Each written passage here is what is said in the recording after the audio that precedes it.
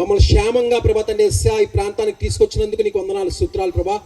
నేను నిలబడి మాట్లాడుతుండగా నా నోటిని బోరగా వాడుకొని ప్రభా తండ్రి విన్న ప్రతి ఒక్క హృదయాన్ని నీరు కట్టి ఫలింపు చేసినట్టు ఈ మైక్ శబ్దం ద్వారా ఎవరైతే వింటున్నారో మరికొన్ని మారు మనసు పొందలేనోళ్ళు, నిజమైన రక్షణ ఎవరో తెలియలేనోళ్ళు, వారందరూ కూడా ప్రభా తండ్రి రక్షించబడ్డాన్ని నీ కృప అనుగ్రహించి బలపరిచి స్థిరపరిచి నడిపించమని, నీ కృప నిండుగా మాపై కుమ్మరించమని ఆదరించమని యేసు అతి పరిశుద్ధ నామంలో అడిగి వేడుకుంటున్నాము తండ్రి, ఆమెన్.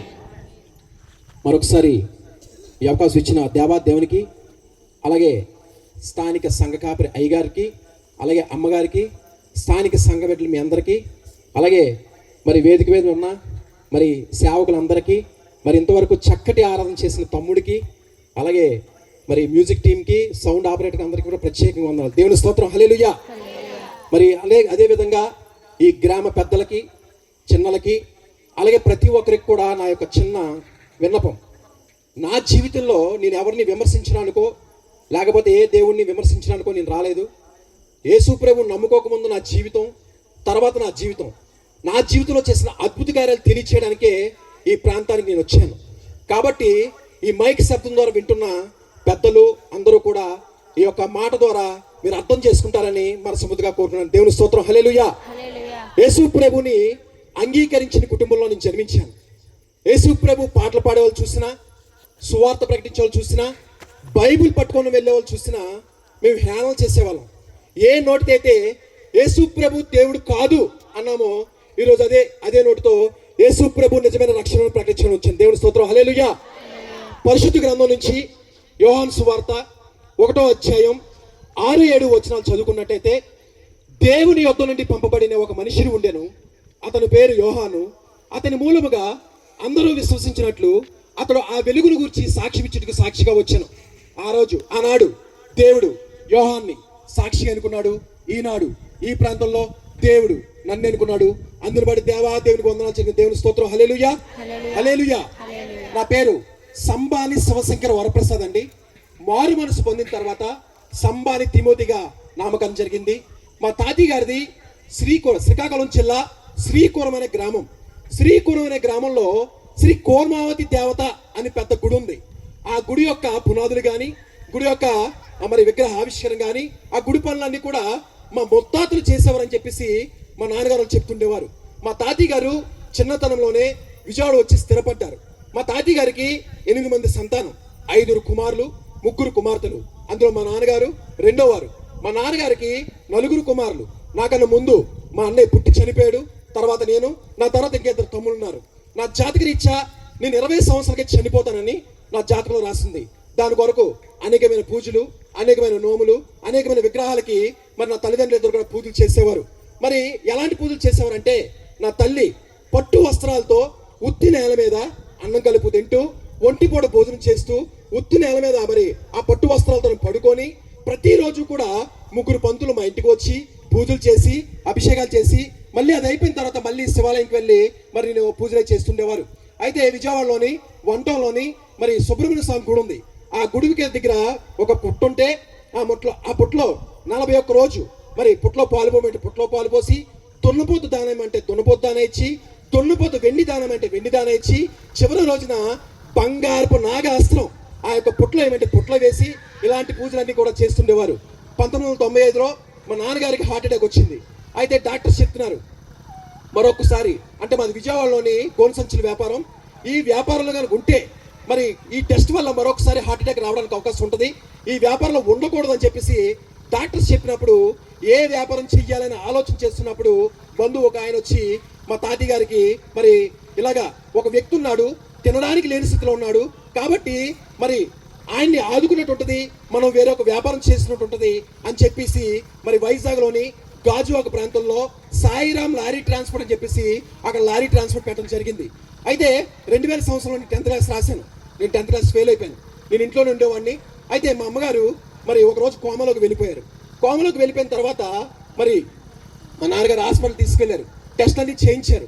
డాక్టర్స్ చెప్తున్న రిపోర్ట్ చూసి బ్రెయిన్లో బ్లడ్ క్లాత్ అయింది, ఇమీడియట్లీ ఆపరేషన్ చేయాలి, ఆపరేషన్ చేస్తే ఒంటిలో ఏదో ఒక అవయవం చచ్చిపడిపోద్ది, లేదా చనిపోవచ్చు అని చెప్పేసి డాక్టర్స్ చెప్పినప్పుడు మా నాన్నగారు ఎక్కువ వేదన చెంది మరి చిన్నతనంలో నాకు ఏ విధంగా అయితే పూజలు చేశారో, ఏ విధంగా అయితే నోములు వచ్చారో ఆ విధంగా మన తల్లికి కూడా పూజలు చేశారు, నోములు వచ్చారు. మరి తిరుపతి అని, శ్రీశైలం అని, అన్నవరం అని అనేకమైన చోట్లకి తీసుకెళ్లి మరి నాకు ఏ విధంగా చిన్నతనంలో గుండెలు గీయించారో అలాగే నా తల్లికి కూడా మరి గుండెలు గీయించారు.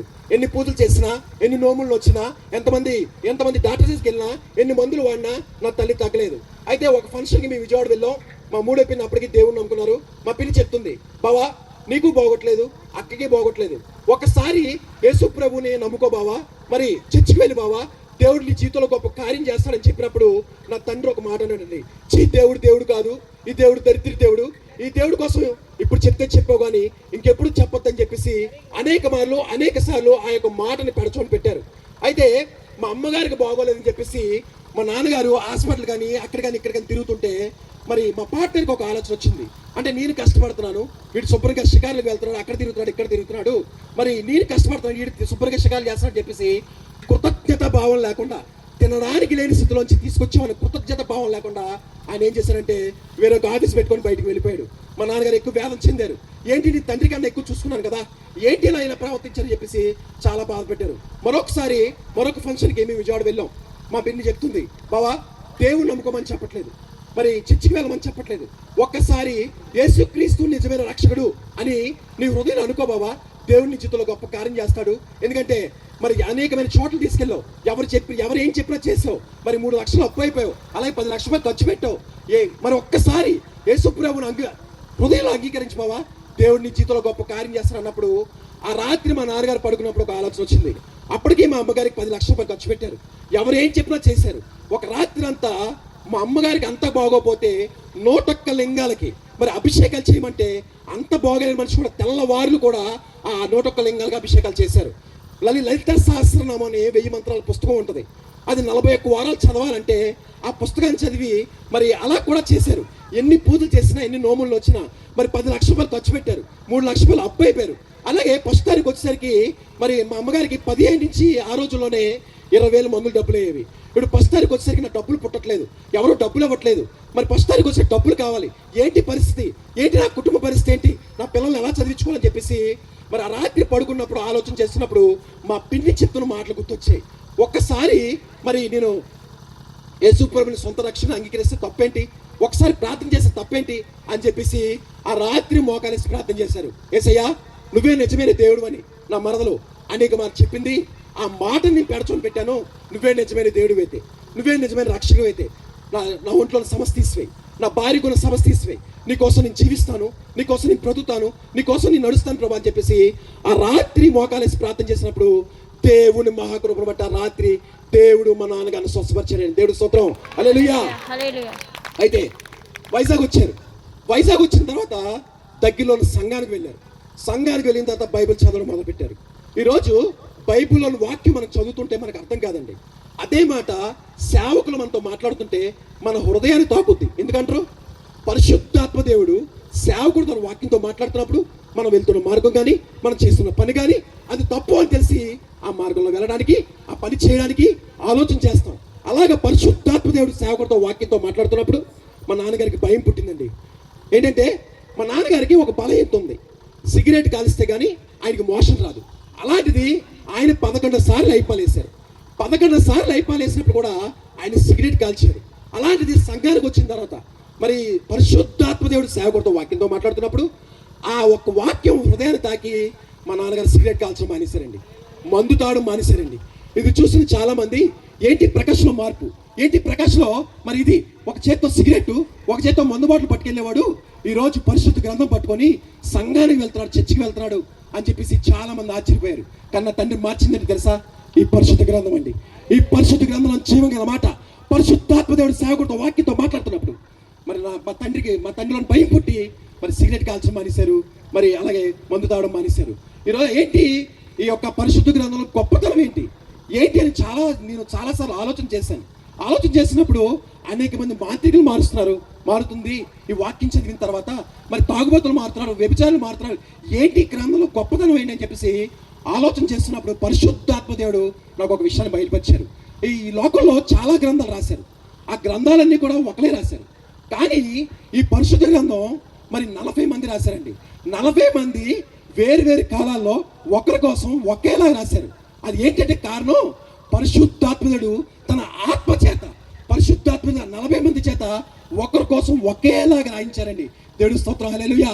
ఈరోజు బైబిల్లోని చెడ్డతనాన్ని అంటే ఏదో ఆ మాటలు తెలియచేయడానికి హెచ్చరిస్తున్నారు, తిడుతున్నారు. కానీ ఇందులో నిజం తెలుసుకోవడానికి మీరు చూడండి, అంతే తప్పు ఎతకడానికి కాకుండా మరి మీరు నిజం తెలుసుకోవాలని చెప్పి ఆతృతతో మీరు చూసినప్పుడు దేవుడు ప్రతి అక్షరంతో మీతో మాట్లాడతాడు.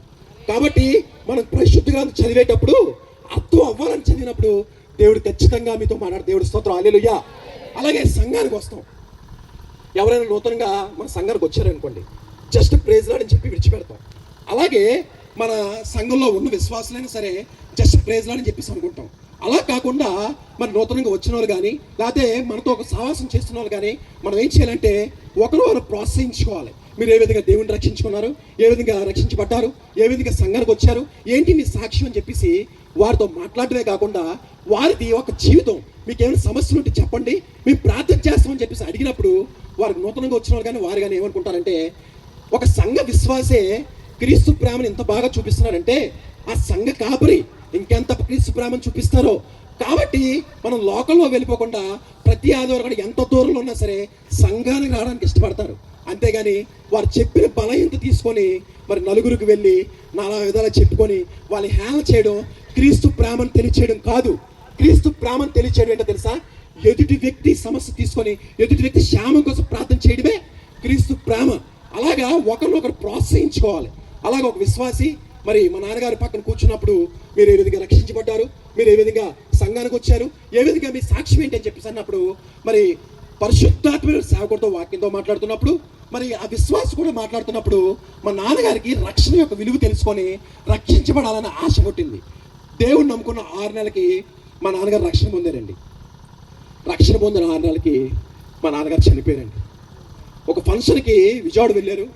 ఆయన మంచం మీద మరి ఆయన రూమ్లోని పడుకున్న మనిషి పడుకున్నట్టే చనిపోయారండి. రాత్రి 11 గంటలకి మేము వైజాగ్లో ఉన్నాం.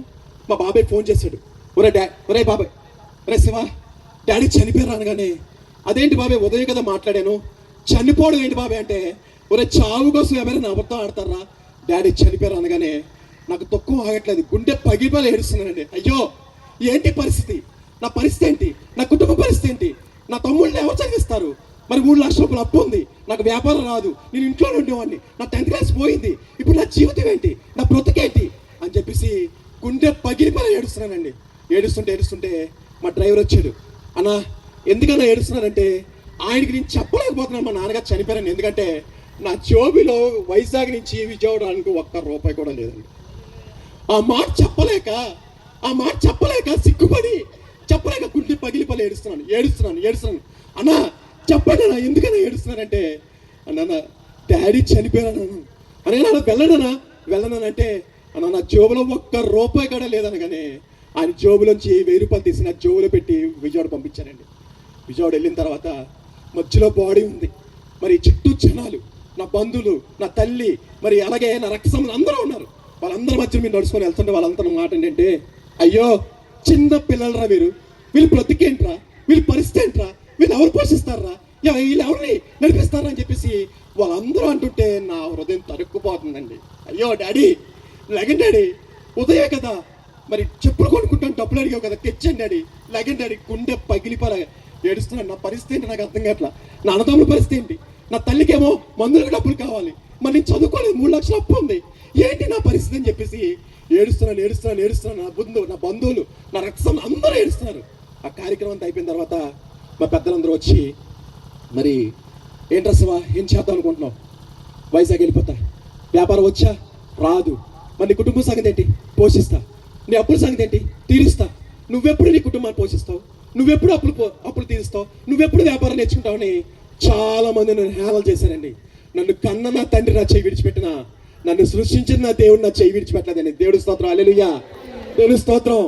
అయితే నా తల్లి దగ్గరికి వచ్చి చాలా మంది ఏమన్నారంటే ఈ దేవుడు నమ్ముకున్నా కాబట్టి నీ భర్త చనిపోయాడు, ఈ దేవుడు నమ్ముకున్నా కాబట్టి నీ పిల్లలు అయిపోయారు, ఈ దేవుడు నమ్ముకున్నా కాబట్టి నీకు ఈ గట్టి పట్టిందని చెప్పేసి వాళ్ళందరూ అంటుంటే నా తల్లి అంటున్న మాట ఏంటి తెలుసా, నా భర్త ఒక నిజమైన మార్గం చూపించాడు, అది యేసు మార్గం, మేము ఆ మార్గంలో ఉంటాం కానీ మేము వెనక తిరిగి చూసేది గట్టిగా చెప్పిందండి. దేవుడి స్తోత్రం, హల్లెలూయా. నా తల్లి అంత గట్టిగా చెప్పడం కారణం ఏంటి తెలుసా? మరి నా తల్లి 22 నా తండ్రికి నా తల్లికి పెళ్ళి 22 సంవత్సరాలు.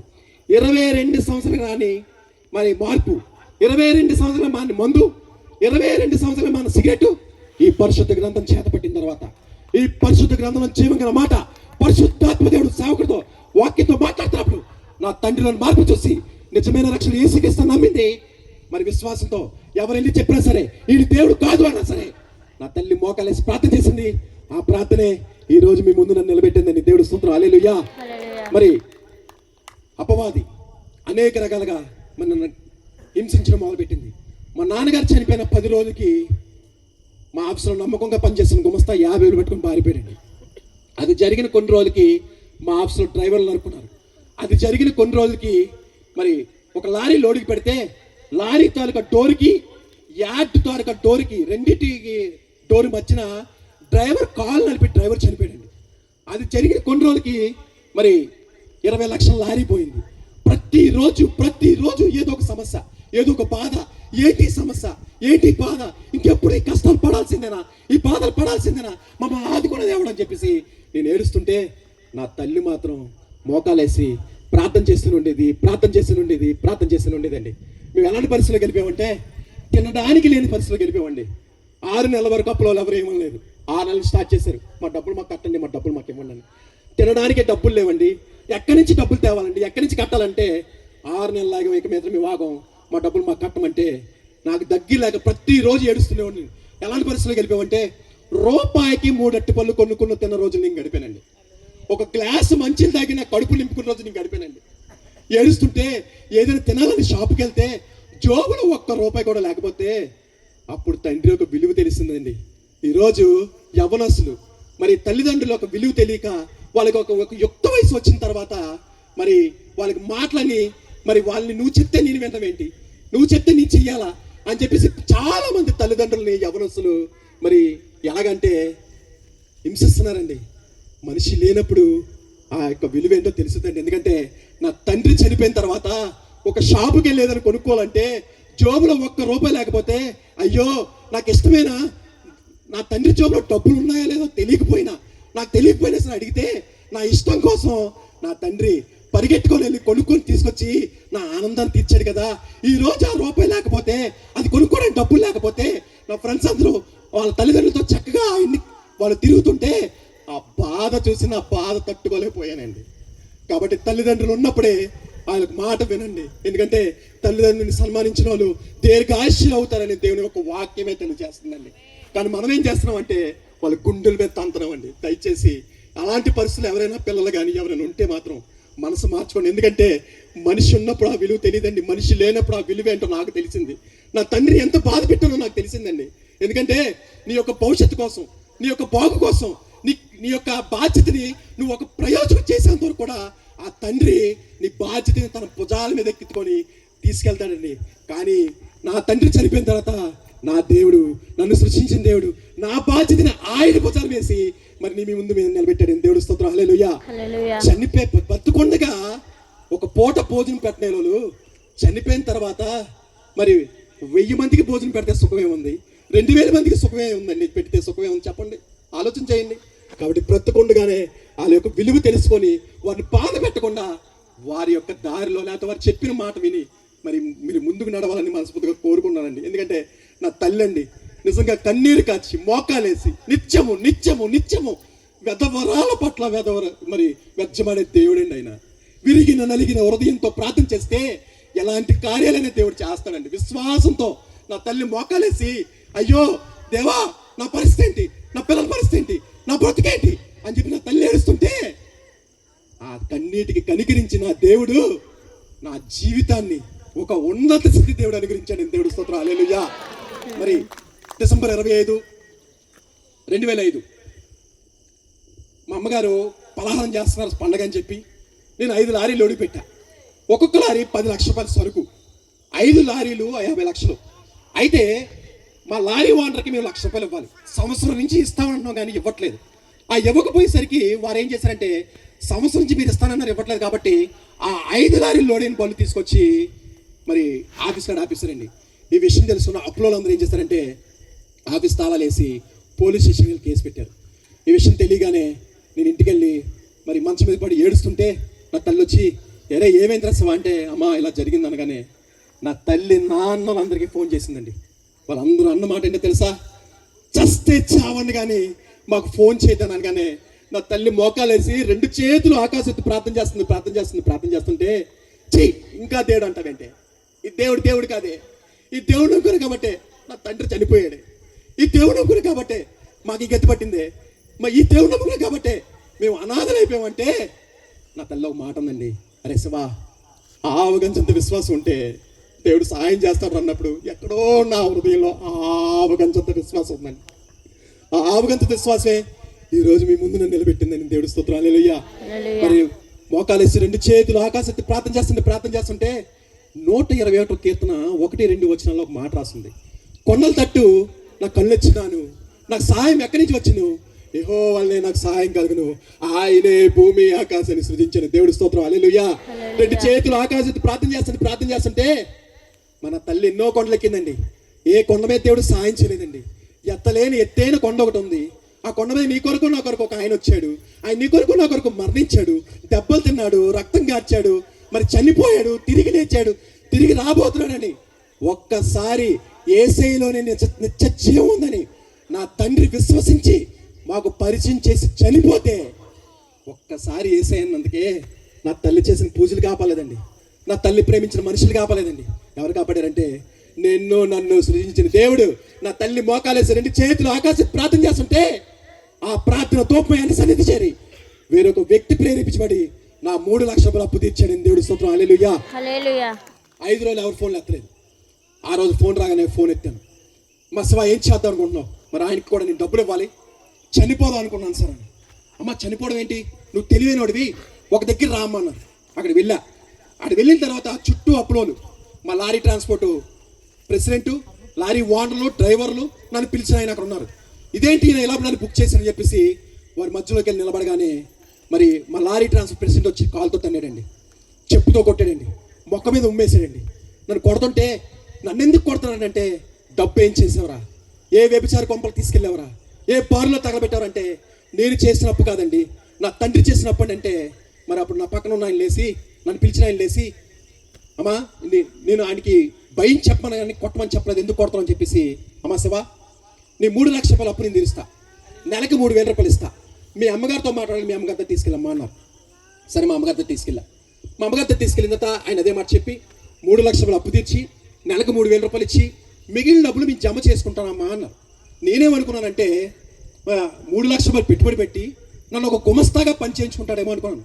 కానీ దేవుడు ఆయనలో ఉండి నాకు పార్ట్నర్షిప్ ఇచ్చాడని దేవుడు స్తోత్రం. హల్లెలూయా. ఒకవేళ ఆ క్షణం ఇదిగో నువ్వు గుమస్తాగా ఉండు లేకపోతే బయటికి పో అంటే ఒప్పేసుకుంటాం, ఎందుకంటే అక్కడ ఉన్న క్లిష్ట పరిస్థితి అలాంటిది. అయితే దేవుడు ఆయనలో ఉండి నాకు పార్ట్నర్షిప్ ఇచ్చాడు. అయితే సాయంత్రం ఆఫీస్కి రామ్మా, మరి లెక్కలై చూసి ఎవరెవరికి డబ్బులు ఇవ్వాలి వాళ్ళందరికీ ఇచ్చేద్దాం ఉన్నారు. సాయంత్రం ఆఫీస్కి వెళ్ళిన తర్వాత ఏం జరిగిందంటే మరి ముందుగా లారీ ఓనర్కి డబ్బులు ఇవ్వాలని చెప్పేసి డబ్బులు లెక్కేసి ఆయన చేతికి ఇచ్చారు. వాళ్ళు డబ్బులు లెక్కేస్తున్నారు నా వైపు చూసి, అమ్మ శివ ఉదయం నుంచి ఫోన్ చేస్తున్నాను, నీ ఫోన్ స్విచ్ ఆఫ్ వస్తుంది ఏంటమ్మా అన్నారు. అంటే ఈయన ఆదుకున్న ఆనందంలో ఈ ఫోన్ ఎక్కడో మర్చిపోయాను. ఈ రోజు అంటే మనకి ఫోన్లు బాగా అలవాటయ్యాయి కానీ అప్పుడు ల్యాండ్ ఫోన్లే కాబట్టి అప్పుడు ఆయన అడగగానే ఇలా తరుముకొని సార్ డబ్బులు మరి ఫోన్ పోయింది సార్ అన్న. 1,500 సెల్ల దగ్గర నువ్వు ఇంత అశ్రద్ధగా ఉంటే 3 లక్షల రూపాయలు పెట్టుబడి నీ మీద ఎలా పెడతానని చెప్పేసి లెక్క పెడతాను డబ్బులు తీసుకుని వెళ్ళిపోయండి.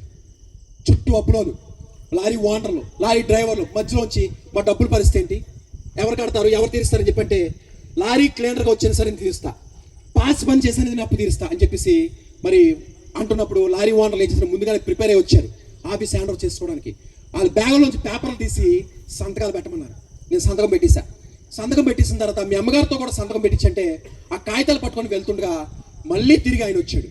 ఏంటిని తిరిగి వచ్చాడని చెప్పి ఆలోచన చేస్తున్నప్పుడు ఎవరెవరికి డబ్బులు అందరికీ డబ్బులు ఇచ్చి ఆయన చెప్తున్న మాట ఏంటంటే, అమ్మ శివ నేను ఒకరికి డబ్బులు ఇచ్చాను, 5 సంవత్సరాలు అవుతుంది, మరి 3 సంవత్సరాల నుంచి వడ్డీ కట్టట్లేదు, 3 సంవత్సరాల నుంచి మరి ఫోన్ ఎత్తట్లేదు, ఆయన అంతలో ఆయన వచ్చి నా డబ్బులు నాకు ఇచ్చాడు శివ, నేను కూడా దేవుడు నమ్ముకున్నాను శివ అన్నాడు. దేవుడు స్తోత్రం. హల్లెలూయా. ఎవరు చేశారంటే కార్యం అంటే ఒక 1,500 సెల్లో పోయిందని ఒక సెంటిమెంట్కి వెళ్ళిపోయాడు ఆయన. ఒక సెంటిమెంట్కి వెళ్ళిపోయినాడు మళ్ళీ రావాలంటే ఒక సెంటిమెంట్ కానీ మళ్ళీ రావాలి. అలాగా పోయాయి అనుకున్న డబ్బులు 3 సంవత్సరాల నుంచి ఫోన్ ఎత్తలేనాడు, 3 సంవత్సరాల నుంచి వడ్డీ కట్టలేనాడు. ఆ క్షణం మరుసటి రోజు వచ్చి డబ్బులు ఇచ్చినా, అరే బాబు నిన్న ఆల్రెడీ సంతకాలు పెట్టేశారు, నువ్వు బయటికి పోరా అంటారు. కానీ దేవుడు ఆయనలో ఉండి ఆయన ప్రేరేపించి మరి పోయానికి డబ్బులు ఆయనకి ఇప్పించాడు కాబట్టి నాకు మంచి జరిగింది, నాకు శుభం జరిగింది కాబట్టి ఈ కుటుంబాన్ని నేను ఆదుకోవాలని చెప్పేసి ఆ 3 లక్షలు తీసుకొచ్చి నా 3 లక్షలు కూడా అప్పు తీర్చాడు దేవుడి స్తోత్రం. హల్లెలూయా. నిరీక్షణ కలిగి ఉండాలండి. దేవుడు చేస్తాడు. మనం అడుగుతాం, ప్రభువా నాకు సహాయం తెచ్చాను అడుగుతాం. కానీ ఆయన చేసే లోపలనే మనం ఏం చేస్తామంటే, ఈ దేవుని నమ్ముకున్నారా బాబు, కష్టాలు వచ్చాయి నష్టాలు వచ్చాయని చెప్పేసి వెనక్కి తిరిగి వెళ్ళిపోయిన విశ్వాసం చాలా మంది ఉన్నారండి. ఇస్తాడు దేవుడు. నువ్వు అనుకున్నప్పుడు ఎవడు దేవుడు? ఆయన అనుకున్నప్పుడు ఇస్తాడు. ఆయన అనుకున్నప్పుడు మనం వెయిట్ చేయాలి, దానికోసం ఎదురు చూడాలి, నిరీక్షించి చూడాలి. 400 సంవత్సరాలు దేవుడు మౌనంగా ఉన్నాడని చెప్పేసి అనుకుంటారు.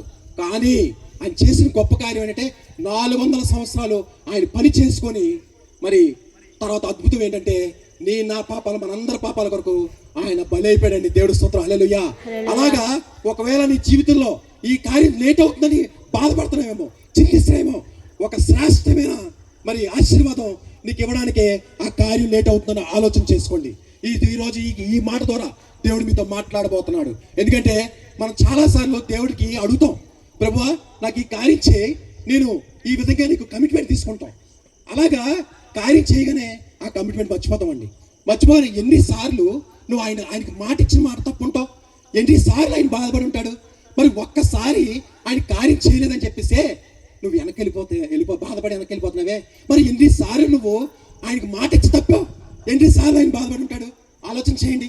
కాబట్టి నా తల్లి ప్రార్థించేటప్పుడు నా ప్రార్థన సీక్రెట్ అని చెప్పనా, ప్రభువా నాకు ఇచ్చిన స్థితిని బట్టి నీకు వందనాలు, నాకు ఇచ్చిన బలహీనత బట్టి నీకు వందనాలు. నాకన్నా దేన స్థితిలో ఉన్న వాళ్ళు చాలా మంది ఉన్నారు ప్రభువా, నాకన్నా మరి దేన స్థితిలో మరి లేని పరిస్థితిలో చాలా మంది ఉన్నారు ప్రభువా, బలహీనంగా ఉన్న వాళ్ళు చాలా మంది ఉన్నారు ప్రభువా, వారి పట్ల కార్యం చేయ ప్రభువా అంటే దేవుడు అనుకుంటారంట, అయ్యో నా కుమారుడికి నా కుమార్తెకి అవసరమేంటి కూడా వాడెవరి కోసమో వాడు అవసరం కోసం ప్రార్థన చేస్తున్నాడు కాబట్టి ముందు నా కుమారుడికి సహాయం చేసినప్పుడు వారికి కార్యం చేద్దాం అనుకుంటాడటండి దేవుడు. కాబట్టి మనం చేసేటప్పుడు ప్రార్థన మన కోసం కాదండి. క్రైస్తత్వం అంటే బ్రతకడానికి కాదండి. క్రైస్తత్వం బ్రతికించి నిత్యజీవం అనేక మంది తీసుకెళ్ళడానికి క్రైస్తత్వం బతుకుంటుందండి. కాబట్టి మన క్రైస్తవులను మనం దేవుని తెలుసుకుని మనం రక్షించబడ్డ మనము మన జీవితాల కొరకే కాకుండా అనేక మంది జీవితాల కోసం ప్రార్థించాలి. ఎందుకంటే దేవుడు వాక్యం తెలియజేస్తుంది. 1 తిమోతి రాసిన పత్రిక 2వ అధ్యాయం 1-2 వచనాల్లో మన యొక్క శాంతి కోసం, మన యొక్క నెమ్మది కోసం, మరి అధికారుల కోసము, మనుషులందరి కోసము, మరి ముఖ్యంగా మరి రాజులు అందరి కోసము కూడా ప్రార్థించేమని దేవుడు యొక్క వాక్యం తెలియజేస్తుంది. కాబట్టి నేను చెప్తున్న మాటలు కాదు, పరిశుద్ధ గ్రంథం చెప్తున్న మాట ఇది. కాబట్టి అటు రీతిగా మనం ప్రతి ఒక్కరి కోసం, క్రైస్తవులైన మనం ఎంతవరకు నా కుటుంబం కోసము, నా పిల్లల కోసము, నా ఆశీర్వాదాల కోసము అని నువ్వు ఆలోచన చేస్తున్నావేమో, ఈ రోజు నుంచి మార్చుకొని నేర్చుకొని అనేక మంది జీవితాలు మార్చడానికి ప్రతి క్రైస్తవులు నడుంకు బిగించుకునేలాగా ఉందాం. ఎందుకంటే ఎందుకు పనికిరా నన్ను ఒక పనికి వచ్చే పాత్రగా దేవుడికి చేసిన కార్యాలు బట్టి ఆయన ప్రకటించలేకుండా ఉండలేకపోతున్నానండి. అందుకే ఎంత దూరం నేను వచ్చాను. కాబట్టి నిరీక్షించి ఆ కార్యాలు దేవుడు చేస్తాడండి. అలాగా మరి ఆ కార్యం జరిగిపోయిన తర్వాత మరి కొన్ని రోజులకి మేము ఇద్దరం కలిసి వ్యాపారం చేస్తుండగా మరి ఆయన వాళ్ళ పార్ట్నర్ని అంటే వాళ్ళ బామ్మర్దిని నాకు పార్ట్నర్ చెప్పేసి ఆయన కన్స్ట్రక్షన్ ఫీల్డ్కి వెళ్ళిపోయాడు. కన్స్ట్రక్షన్కి వెళ్ళిపోయిన తర్వాత కొన్ని రోజులు వ్యాపారం చేస్తున్నప్పుడు మా ఇంటి ఎదురుగా ఒక అమ్మాయి ఉండేది. ఆ అమ్మాయిని ప్రేమించాను. అయితే మరి చుట్టుపక్కల ప్రాంతంలో అందరూ కూడా నా కోసం సాక్ష్యం పలికారు. మంచి కుర్రాడు, తండ్రి లేకపోయినా సరే కుటుంబాన్ని లీడ్ చేసుకొస్తున్నాడు, ఏ అలవాట్లు లేవు, మంచి కుర్రాడు అని చెప్పేసి వాళ్ళ ఇంటిగారు చెప్పినప్పుడు ఆ అమ్మాయికి నా మీద ప్రేమ పుట్టింది. అలాగే ఆ ఏరియాలో అమ్మాయి మరి చక్కగా ఉండేది కాబట్టి మరి ఆ అమ్మాయిని కూడా నేను ప్రేమించాను. ఇద్దరం ప్రేమించుకున్నాం. మరి వాళ్ళ ఇంట్లో చెప్పాము, ఒప్పుకోలేదు. మా ఇంట్లో చెప్పాము, ఒప్పుకోలేదు, వేరే క్యాస్ట్ అని చెప్పేసి. అయితే మేము బయటికి వెళ్ళి పెళ్లి చేసుకుందాం అనుకుంటే మరి వాళ్ళ ఇంట్లో తెలుసుకొని మరి అమ్మాయి ఏం చేసిందంటే మరి వాళ్ళు పెళ్లి చేద్దాం అనుకున్నారో ఏంటో తెలియదు కానీ వెంటనే అమ్మాయి ఊరేసుకొని చనిపోయిందండి. అమ్మాయి చనిపోయి దురాత్మయి నాలో దూరి నేను 6 సార్లు సూసైడ్ చేసుకున్నానండి. ఇంట్లోంచి బయట నుంచి ఇంటికి వెళ్ళేటప్పుడు మరి ఆ ఇల్లు చూసినప్పుడల్లా అయ్యో ఈ అమ్మాయిని ప్రేమించాను కాబట్టి ఈ అమ్మాయి చనిపోయింది కదా, ఈ అమ్మాయిని ప్రేమించకపోతే ఈ అమ్మాయి బ్రతుకునేది కదా, ఒక ప్రాణం పోవడం కారణం నేనే కాబట్టి ఈ జీవితం నాకు ఎందుకు అని చెప్పేసి నేను 6 సార్లు సూసైడ్ చేసుకున్నాను. 2 సార్లు నిద్ర మాత్రం మింగిసా, దోడ బిజ్జి మీద దూకిపోయా, మరి రైలు పట్టణ మీద పడుకుని పోయా, ఆటోకి ఎందుకు ఒకసారి, మరి బస్సుకి ఎందుకు ఒకసారి, ఇలాగా నేను పడిపోయి ఇలాగ 6 సార్లు నేను ప్రయత్నాలు చేశాను. ఈ విషయాలు తెలుసుకున్న మా పెదనాన్న గారు విజయవాడ నుంచి వైజాగ్ వచ్చి మరి నన్ను విజయవాడ తీసుకెళ్ళి నెల రోజులు తెల్లవారులు కూడా నా కోసం గొలుసు ప్రార్థన చేశారండి. గొలుసు ప్రార్థన చేసి నాకు విడుదల వచ్చింది అనుకొని ఏప్రిల్ 2, 2010 నాకు బాప్తిసం ఇచ్చి మళ్ళీ వైజాగ్ పంపించారు. బాప్తిసం తీసుకోకముందు నా జీవితం, బాప్తిసం తీసుకున్న నా జీవితం, బాప్తిసం తీసుకోకముందు నా జీవితం శ్రమలు ఉండేవండి. బాప్తిసం తీసుకుంటున్న నా జీవితం శ్రమలతో పాటు మరి విడుదలతో పాటు ఆశీర్వాదాలు చూశానండి. దేవుడి స్తోత్రం, హల్లెలూయా. కాబట్టి ఈరోజు బాప్తిసం అంటే కన్న తల్లిదండ్రులు వెనకలాగే చాలా మంది ఉన్నారండి.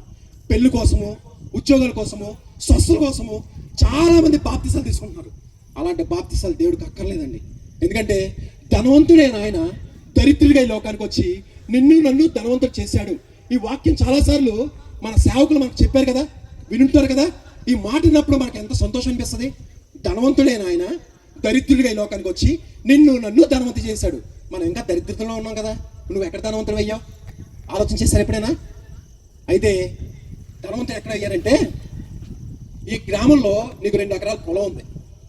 నీ తండ్రి ఇచ్చారనుకోండి, వైజాగ్లోనో లేకపోతే రాజమండ్రిలోనో లేకపోతే హైదరాబాద్లోనో బెంగళూరులో స్థిరపడ్డావు. నేను అక్కడ స్థిరపడిపోయానని చెప్పేసి ఈ 2 ఎకరాలు అక్కడ ప్రాంతంలో ఇచ్చి నేను అనుభవిస్తున్నట్టు అవుద్దా? ఎందుకు అవ్వదు? నీ తండ్రి ఎక్కడైతే ఆస్తి ఇచ్చాడో ఆ ఆస్తి అనుభవించడానికి అర్హుడివి. అలాగా మనకి దేవుడు ఎక్కడిచ్చా తెలుసా? నిత్య జీవంలో నిన్ను ధనవంతులు చేయడానికి మరి తండ్రి అయిన దేవుడు కుమారుడికి లోకానికి వచ్చి ఉచితమైన రక్షణని ఆయన ప్రాణం పెట్టి మనకు ఉచితమైన రక్షణ ఇచ్చారండి. కానీ ఆ ఉచితమైన రక్షణని మనం ఏం చేస్తున్నామంటే మరి ఉద్యోగాల కోసము, పెళ్ళిళ్ళ కోసము తీసుకుంటున్నాం. అలాంటిది కాదండి. అలాంటి బాప్తిసాలు దేవుడికి అక్కర్లేదండి. నిజమైన బాప్తిసం ఏంటంటే మారు మనసు పొందడం, మరి వాక్యానుసారంగా జీవించడం, వాక్యానుసారంగా నడవడం, పాపం విడిచిపెట్టడం, ఇది నిజమైన రక్షణ. కానీ మనం ఏం చేస్తున్నాం అంటే ఉచితమైన బియ్యం కోసం పరిగెడతాం, ఉచితమైన బస్సు కోసం పరిగెడతాం. కానీ ఉచితంగా దేవుడిచ్చిన రక్షణ మాత్రం మనం ఏం చేస్తామంటే విడిచిపెడుతున్నాం అండి. ఆ బియ్యం ఇస్తే మళ్ళీ నెల అయ్యేసరికి మళ్ళీ క్యూలో నిలబడతాం ఆ బియ్యం కోసం. మరి ఒక పూట తింటే 2వ పూట మళ్ళీ వండుకొని తినాలి అది. కానీ ఒక పూట తిని అరిగిపోయి తినే ఉచితమైన బియ్యానికే నువ్వు ఎంత ప్రాధాన్యత ఇస్తున్నావే.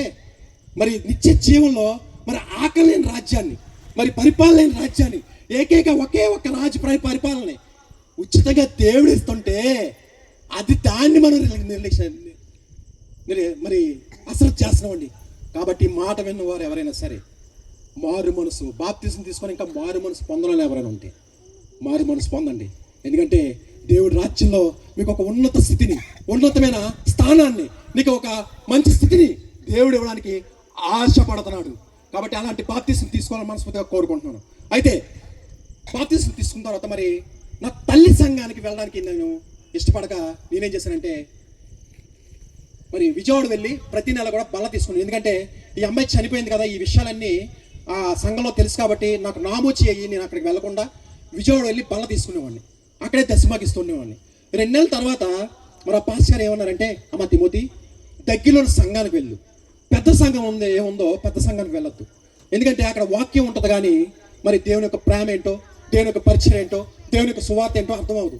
అలాగా చిన్న సంఘానికి వెళ్ళామనుకో మరి నీకు దేవుని యొక్క ప్రేమ ఏంటో, సువార్త ఏంటో ఇవన్నీ కూడా నీకు అర్థం అవుతుంది. కాబట్టి చిన్న సంఘం ఏందో చూసుకొని వెళ్ళు అన్నారు. ఈరోజు చిన్న సంఘంలో సేవకుల పేరు చెప్పుకోవడానికి నామోచేయండి. మనకి పెద్ద పెద్ద కటౌట్లు, పెద్ద పెద్ద మరి సూటు బూటు వేసుకొని వారి కోసం చెప్పుకోవడానికి ఇష్టపడతాం. కానీ నీ కోసం నిత్యము కన్నీరు కాచి ప్రార్థన చేసే మరి సేవకుడి కోసం చెప్పుకోవడానికి మాత్రం మనకు నామోచేయండి. చిన్న సంఘంలో ఏముంటుంది తెలుసా? ప్రేమ ఉంటుందండి.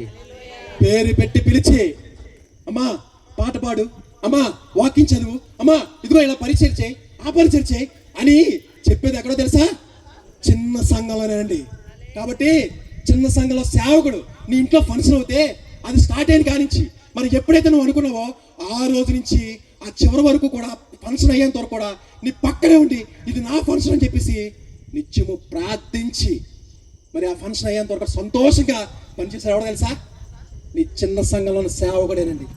కాబట్టి నీ చిన్న సంఘం సేవకుడు కోసం సిగ్గుపడక నా కోసం ప్రార్థన చేస్తాడు, నా కోసం కన్నీరు కారుస్తాడు, నీకు బాగుపోతే నా ఇంటికి వస్తాడు అని గర్వంగా చెప్పు. కానీ మనం ఏం చేస్తామంటే స్క్రీన్ మీద మరి స్క్రీన్లు పెట్టి అమ్మ రండి అమ్మ అంటే ఆ స్క్రీన్ మీద ఉండే ఫోటోని చూసి అదే పరిశుద్ధాత్మ అనుకొని వెళ్ళిపోయే వాళ్ళు చాలా మంది విశ్వాసులు ఉన్నారండి. పేరు కోసం వెళ్ళిపోయే వాళ్ళు ఉన్నారండి. కానీ నిత్యము నీ కోసం కన్నీరు కార్చి నీతోనే ఉండే అభిషేకించబడిన సేవకుడిని మాత్రం మనం విడిచిపెడుతున్నాం అండి. యేసుప్రభు వారు మరి సృష్టిని సృష్టించినప్పుడు కలుగును గాక అంటే సమస్తమో కలిగింది. మరి అలాగైతే ఆయన మానవుడికి ఈ లోకానికి ఎందుకు రావాలి? మరి అలాగైతే స్క్రీన్లో ఎందుకండి వినడం? మరి దేవుడు అలాగేగా ఈ పాపం పోను అంటే అయిపోయింది కదా, ఎందుకు వచ్చాడు? మనల్ని ప్రేమించాడండి. ఆయన ఒక మాదిరితనాన్ని చూపించాడండి. ఆ మాదిరితనాన్ని బట్టి మరి మనం కూడా నడవాలి. అంతేగాని స్క్రీన్ మీద చూసి స్క్రీన్ మీద ఉండేది దయచేసి నమ్మొద్దండి. ఆ స్క్రీన్ ఏదో మరి ఇన్ని సంవత్సరాలు బట్టి కట్టుకున్న సంఘాలు వాళ్ళు కన్నీరు కాచి మోకాల మీద ప్రార్థన చేసి ఉపవాసాలు ఉండి మరి వాళ్ళు విశ్వాసం కట్టుకుంటే మీరు చేస్తున్న పని ఏంటి? శిష్యులుగా తయారు చేయమని వాక్యం అలాగే శిష్యులు తయారు చేసి ఎక్కడో మరి ఉత్తరప్రదేశ్లోనూ చాలా ప్రాంతాల్లో సువార్త ప్రాంతాల్లో ఆ ప్రాంతాలు పంపించండి. ఆ ప్రాంతాల్లో పెట్టండి స్క్రీను. కానీ మనం ఏం చేస్తున్నాం? ఎక్కడైతే ఆ సంఘాల విశ్వాసం ఆ విశ్వాసం తీసుకోవడానికే మనం ఇష్టపడుతున్నాం. జాగ్రత్తగా ఉండండి. మత్తయి సువార్త 24:24 ఒక మాట రాస్తుంది. అబద్ధ ప్రవక్తలను అబద్ధ క్రీస్తులని ఏర్పరచుకోవడం సమితము మోసపరచుటకే. ఏర్పరచుకోవడం ఎవరు? మనమే. ఆలోచన చేయండి. ఒకవేళ వాళ్ళు చెప్పిన మాట తీయగా ఉంటుందేమో, నీ సేవకుడు చెప్తే ఒకవేళ చేదుగా ఉందేమో. తినగా తినగా తీపి ఏమవుతుందండి? తినగానే చీప్గా షుగర్ అవుతుంది, చేదు తీపి అవుద్ది. రేపు నీ పరిస్థితి అంతే. ఒకవేళ ఆత్మీయంగా నీ సంఘంలో ఎదగకుండా అక్కడ ఏదో తీపిగా ఉందని చెప్పేసి నీ సేవకుడు హెచ్చరించేమాట పరిశుద్ధాత్మ దేవుడు నిన్ను మార్చుకోమని చెప్పేసి పేరు పెట్టి పిలిచి నీకు చెప్తే నువ్వు మార్చుకోకుండా నువ్వు కానీ అటు వెళ్ళావా, నీ ఆత్మస్థితి నీ జీవితాన్ని పాడు చేసుకొని నరకంలోకి వెళ్ళిపోతావు. కాబట్టి నీ కోసం కన్నీరు కార్చి ప్రార్థించే నీ సేవకుడి పక్కన ఉండడానికి ఇష్టపడండి. కాబట్టి చిన్న సంఘం అని చెప్పేసి ఎవరు నామొచ్చి పడద్దండి. నా సేవకుడు నా పక్కన నుండి ప్రార్థన చేస్తానని చెప్పి గర్వంగా చెప్పుకోండి. అలాగా మరి స్టీల్ ప్లాంట్లో కొంత ఉద్యోగం చేస్తూ స్వస్థవరం ఉందని చెప్పేసి ఒక విశ్వాసి నాకు చెప్పినప్పుడు నా సంఘానికి వెళ్ళడం జరిగింది. అక్కడికి వెళ్ళిన తర్వాత కొన్ని రోజులకి ఒక అమ్మాయితో మ్యారేజ్ సెట్ అయింది. మ్యారేజ్ సెట్ అయిన తర్వాత అమ్మాయి మరి పెళ్లి కార్డులు పంచుకున్నాం, విజయవాడ చుట్టాలు వచ్చారు, అన్నీ అయిపోయి మరి పెళ్ళి 4 రోజున అమ్మాయి వెళ్ళిపోయిందండి. ఎందుకు వెళ్ళిపోయిందో తెలియదు. ఇప్పుడు ఎవరైనా ప్రేమించిందంటే ప్రేమించలేదు. ఏంటి పరిస్థితి అని చెప్పేసి ఏడుస్తుంటే మా ఫ్రెండ్ వచ్చి ఒరేసవా నీ జాతకం బాగాలన్నట్టు ఉంది, మరి గాజువాకలో ఒక సిద్ధాంతం ఉన్నాడు, ఆ సిద్ధాంతం తీసుకెళ్తాను పదా అన్నాడు. వెంటనే వెళ్ళా. అక్కడికి వెళ్ళిన తర్వాత ఆ సిద్ధాంతి నా యొక్క జాతకాన్ని చూసి అని చెప్తున్న మాట ఏంటంటే, బాబు నీకు పెళ్లి దోషం ఉంది, ఈ దోషం పోవాలంటే 41 రోజు 12 మంది పంతులతో పూజలు చేసి అభిషేకాలు చేసి ఉపవాసం ఉండి చివరి రోజున ఒక అరటి చేత పెళ్లి చేయాలి. ఒక అరటి చేత పెళ్లి చేసిన తర్వాత దోషం పోద్ది, అప్పుడు నీ పెళ్ళి అవుతుంది అన్నాడు. అప్పటి వరకు ఆ మాటలు విన్నంత వరకు దేవుడు గుర్తురాలేదండి. ఎప్పుడు దేవుడు గుర్తొచ్చేది సార్ ఇవన్నీ కాదు సార్, ఎంత అవుతాయి సార్ అన్నాను. 50,000 అవుతాయి అన్నాడు. ఇప్పుడు దేవుడు గుర్తొచ్చాడు. ఎందుకు? డబ్బులు ఇచ్చి పని చేసుకోవాలి, లేకపోతే ఏదో కారణం చెప్పి బయటికి వెళ్ళిపోవాలి. ఒకవేళ డబ్బులు ఉంటే చేయించుకున్నానేమో, డబ్బులు లేవు కదా అని చెప్పి సార్ నా దగ్గర డబ్బులు లేవు సార్ అన్నాను. కాదమ్మా ఈ దోషం లేకపోతే నీ పెళ్ళి అవుదామన్నాడు. కాదు సార్ నేను దేవుడిని నమ్ముకున్నాను సార్ అన్నాను. అనగానే ఆయన అన్న మాట ఏంటి తెలుసా? చీపో బయటికి అన్నాడు. కాదండి ఇంకో మాట చెప్పండి అంటే, బాబు మేమేం చెప్పినా నువ్వు వినవు, మీ పాస్ గారు ఏం చెప్తాను బయట పో అన్నాడు. సరే బయటకు వచ్చాను. జాతకమే నిజమైతే నేను ఎవరిని విమర్శించట్లేదు, నా జీవితంలో జరిగింది నేను అనుభవించని చెప్తున్నాను. ఒకలో ఏం చెప్పారు, 20 సంవత్సరాలుగా చనిపోతానని చెప్పాడు. రెండోడి దగ్గరికి వెళ్ళినప్పుడు మరి బాబు నువ్వు 20 సంవత్సరాలుగా చనిపోవాలి, నువ్వు ఎలా బ్రతుకున్నావురా అని అడగాలి, మొట్టమొదటిగా అడగాల్సిన ప్రశ్న. కానీ ఆయన ఏమన్నాడు, 41 రోజు 12 మంది పంతులు మరి పూజలు చేసి అభిషేకాలు చేసి చివరి రోజున ఒక చేత పెళ్లి చేసి అప్పుడు ఈ దోషం మీద అప్పుడు 50,000 అవుతాడు. జాతకం నిజమంటారా? ఇప్పుడు నాకు 41 సంవత్సరాలండి. మరి మీకు దెయ్యం వచ్చి మాట్లాడుతున్నాను మీతో కాదు కదా. జాతకం నిజమంటారా? మూడాల్లో ఉన్న మూఢనమ్మకాలు తీసివేయండి అమ్మా. నువ్వు ఎక్కడుంటే నీ హృదయమే ఆలయం అని దేవుడు వాక్యం తెలియజేస్తుంది. నువ్వు ఎక్కడుంటే నేను అక్కడే ఉంటానని దేవుడు వాక్యమే తెలియజేస్తుంది. కానీ మనం ఏం చేస్తున్నామంటే ఈశాన్య మూలని ఆ మూలని మనం ఇంకా కూడా ఆ మూఢనమ్మకాలతో అయ్యగారండి మా అబ్బాయి పెళ్ళండి కొంచెం డేట్ పెట్టండి అంటాం. పాపం పాస్టర్ పిచ్చాడు కదండి, తక్కువ క్యాలెండర్ తీసుకొని టకామని 4 డేట్లు 5 డేట్లు రాసుకుంటారు. ఈ లోపల మనం ఎక్కడికి వెళ్ళి వచ్చేస్తాం, పెట్టుకొని వచ్చేస్తాం. వచ్చేసి అయ్యగారండి పాపం పెడుతుంటే అయ్యగారు నాగండి మా ఫ్యామిలీ అందరికీ మా చుట్టాలందరికీ ఈ డేటే అవుద్దటండి, ఈ డేటే పెట్టండి అంటాం. అనేవాళ్ళు లేరమ్మా. సరే అయిపోయింది. పిల్ల బాబా పుడతాడు, వస్తారు. అయ్యగారండి మా అబ్బాయికి పేరు పెట్టండి అంటాం. మళ్ళీ పాస్టర్ పిచ్చాడు కదా, వెంటనే బైబిల్ తీసి పాపం ఆ పేరు ఈ పేరు ఆ పేరు 10 పేర్లు రాసేస్తారు. ఈ లోపల మనం ఎక్కడికి వెళ్ళి వచ్చేస్తాం? పెట్టుకొని వచ్చేసి అయ్యగారు పెట్టే లోపల అయ్యగారు ఆగండి, ఈ పేరు పెట్టండి అయ్యగారు, మీరు బైబిల్లో పేరు పెడతాను, నోరు తిరగదండి, నోరు తిరగాలి కదండి అయ్యగారు. లేరమ్మా అనేవాళ్ళు పాస్ గారు తెలుసు కూడా, ఒకవేళ విశ్వాసాన్ని హెచ్చరిస్తే ఎక్కడికి బయటకు పోతాం అని చెప్పేసి మళ్ళీ వాళ్ళు కాపాడుకొని ఎప్పటికైనా మారుతుందని వారేం చేస్తారంటే మళ్ళీ కాంప్రమైజ్ వాళ్ళు అడిగిన డేట్కి పెడుతున్నారండి. ఒక విషయం చెప్పనా, వారు అలా కాంప్రమైజ్ పెట్టారా, దేవుడికి లెక్క చెప్పాలి వాళ్ళు కూడా. అది మీకు తెలుసు కదా. కాబట్టి అలాంటి మూఢనమ్మకాలు ఎవరైనా ఉంటే నమ్మకాలు తీసేయండమ్మా. ఈ విషయాలు తెలుసుకున్నాం ఆత్మీయ తండ్రి. మరి ఉద్యోగం నుంచి డైరెక్ట్గా ఇంటికి వెళ్ళకుండా డైరెక్ట్గా మా ఇంటికి వచ్చి మరి నన్ను బైబిల్లో మాటలు తెలియజేస్తూ సువార్త ప్రకటిస్తూ దేవునికి ప్రేమ తెలియజేసినప్పుడు చనిపోవాలని నాకు బ్రతకాలని కోరిక ఎప్పుడు పుట్టించింది తెలుసా? నా ఆత్మీయ తండ్రి చూపించిన ప్రేమ అండి. ఆ ప్రేమను బట్టి మళ్ళీ నేను సంఘానికి వెళ్ళి మరి ఆ సంఘానికి వెళ్ళి నేను పరిచయం చేయడం మొదలుపెట్టాను. అయితే పరిచయం చేస్తుండగా ఒక పాస్టర్ గారు నా యొక్క పరిచయం చూసి మరి ఒక సంబంధం చూడమని, ఎవరు ఈ కుర్రోడు చక్కగా పరిచయం చేస్తారంటే ఒక సంబంధం చూడమంటే మరి సామెత గ్రంథం 31:10 మాట రాస్తుంది, గుణవతి ఆయన భార్య దొరుకుట అరుదు, అది ముత్యము కన్నా అమూల్యమైంది. అలాంటి ముత్యము లాంటి అమ్మాయిని దేవుడు నాకు అనుగ్రహించాడండి. ఎలాంటి ముత్యం అంటే నన్ను సరిచేస్తున్న నా భార్య, నన్ను సరిచేసి నన్ను నడిపిస్తున్న భార్య. అంటే తను సండే స్కూల్ టీచరు, నేను ఎప్పుడైనా సాక్ష్యం చెప్తున్నప్పుడు సరి చేస్తాను అనమాట, ఇలా కాదు ఇలా చెప్పాలని చెప్పేసి. అలా తన మాట నేను వింటాను. అలాగే రీసెంట్గా వాళ్ళ తమ్ముడికి మ్యారేజ్ అవుతున్నప్పుడు 20,000 పెట్టి చేరుకుంటాను అన్నాను, వద్దంది. కానీ దేవుడు నాకు ఇచ్చిన పిలుపు ఏంటి అని దేవుడిని అడిగినప్పుడు, నువ్వు చెప్పే సాక్ష్యము 4 గోళ్ళ మధ్య చెప్పేది కాదు, గాస్పుల్గా తెలియచేయాలి అని చెప్పేసి అన్నప్పుడు దేవుడు, ప్రభువా మరి గాస్పుల్గా చెప్పాలంటే వారు ఈ వేదిక ఇవ్వడమే నాకు ఒక ధన్యతగా ఫీల్ అవుతున్నాను. మీరు ఇప్పుడు లైటింగ్ పెట్టు, స్టేజ్ వెయ్యి, సౌండ్ సిస్టమ్ పెట్టు అంటే బోల్డ్ ఖర్చు అవుతుంది కదా ప్రభా, వాళ్ళు ఎందుకు నన్ను పిలుస్తారు ప్రభా అని చెప్పని నేను ప్రార్థన చేస్తున్నప్పుడు దేవుడు నాతో మాట్లాడి నువ్వు పట్టుకెళ్ళి తిమోతి, నువ్వు పట్టుకెళ్ళు అంతా నువ్వు కొను అని చెప్పేసి అనేసి 20 లక్షలు పెట్టి ఒక వ్యాన్ని సువార్త కోసం ఒక వ్యాన్ కొన్నానండి. ఆ వ్యాన్ని ఓపెన్ స్టేజ్గా తయారు చేయించాను. అదే ఓపెన్ స్టేజ్ అయిపోద్ది, అదే వ్యాన్, అలాగే లైటింగ్, సౌండ్ సిస్టమ్ అన్నీ కలిపి 20 లక్షలు పెట్టి కొన్నానండి. ఆ 20 లక్షలు పెట్టి కొన్నప్పుడు నా భార్య వద్దని చెప్పలేదండి. తన సొంతాని కోసం చీర కొంటానంటే వద్దని చెప్పింది, దేవుడి కోసం 20 లక్షలు పెట్టి కొంటానంటే వద్దని చెప్పలేదండి. గుణవత్తరాలేంట్రా, ఈరోజు భర్త చీర కొంటానంటే వద్దని ఆడవాళ్ళు ఎంతమంది చెప్పండి. కానీ గుణవత్తరాలేంట్రా, అలాంటి మంచి భార్య దేవుడిని అనుగ్రహించాడు. దేవుడి స్తోత్రం, హల్లెలూయా. మరి పెళ్లి డేట్ దగ్గర పడుతుంది, విపరీతమైన జ్వరం, విపరీతమైన తలనొప్పి. అప్పటి వరకు పాస్టర్ పక్కనే ఉండే నేను పారిపోవడం మొదలుపెట్టాను. ఏంటి తిమోతి పారిపోతానని చెప్పేసి ఒక రోజు నన్ను పట్టుకొని ప్రార్థన చేశారు. ప్రార్థన చేస్తున్న దురాత్మ అంటుంది, ఇంతకొంత సంబంధం నేనే తీసుకెళ్ళిపోయాను, మరి ఈ సంబంధం నువ్వు ఎలా చూస్తాను, నేను చంపేస్తానంటే మరి నువ్వేమి చేయలేవు అని చెప్పేసి మందిరం కింద ఒక రూమ్ ఉంటే తెల్లవారులో నేను ఆత్మీయ తల్లి నిందరూ నా కోసం కన్నీరు కార్చి ప్రార్థన చేశారంటే ఆ ప్రార్థనకి ఆ దురాత్మ అంటుంది, నేను కాలిపోతాను, నేను వెళ్ళిపోతాను, నువ్వు ఆల్రెడీ మరి నువ్వు వెళ్ళిపోవడం సూచన ఏంటంటే నా పక్కన ఉన్న ఒక అద్దాన్ని బల్లుమని పగలగొట్టి ఆ దురాత్మ నాలోంచి బయటికి వెళ్ళిపోయిందని. దేవుడి స్తోత్రం, హల్లెలూయా. నేను ప్రేమించిన అమ్మాయి నన్ను చంపడానికి చూసింది, నన్ను ప్రేమించిన నా దేవుడు మీ ముందు సజీవంగా నిలబెట్టాడండి. దేవుడి స్తోత్రం, హల్లెలూయా. మరి పెళ్లి అంగరంగ వైభవం జరిగిన తర్వాత నా తల్లి 2 విషయాలు రాసుకుంది. మరి సంఘంలో 40 రోజులు 40 డేస్ ఉపవాస కొడుకుల్లో 50 గజాల స్థలం ప్రభువా, 3 అంతస్తు బిల్డింగ్ కట్టి 4 అంతస్తు నీకు ఇస్తానని, రెండోది ఆఫీస్ బోర్డు మాకు వచ్చేయాలని. 3 లక్షలు పెట్టుబడి పెట్టినాడు, మన ఆఫీస్ బోర్డు మాకు ఇస్తాడు, ఇదేంటిది మా అమ్మకి పిచ్చా అని చెప్పేసి నవ్వుకున్నాం. కానీ మనుషులకి సాధ్యం కాదు కానీ దేవునికి అసాధ్యమైంది ఏదీ లేదండి. దేవుడి స్తోత్రం, హల్లెలూయా. అలాగ ఒక చిన్న ముళ్ళు పెట్టి మరి మా ఆఫీస్లో పనిచేస్తున్న గుమస్తా మానిపించేయమన్నారు. అంటే నాకు వచ్చే డబ్బులు మా పార్ట్నర్ వాళ్ళ బామ్మర్ది ఏం చేశారంటే ప్యాకాట్ ఆడి పోగొట్టేస్తున్నాడు, నాకు డబ్బులు ఇచ్చేవాడు కాదు. అదే విషయాన్ని ఆయనకి చెప్పాను, ఏం చేస్తున్నాడంటే ప్యాక్ ఆడుతున్నాడు సార్ అన్నాను.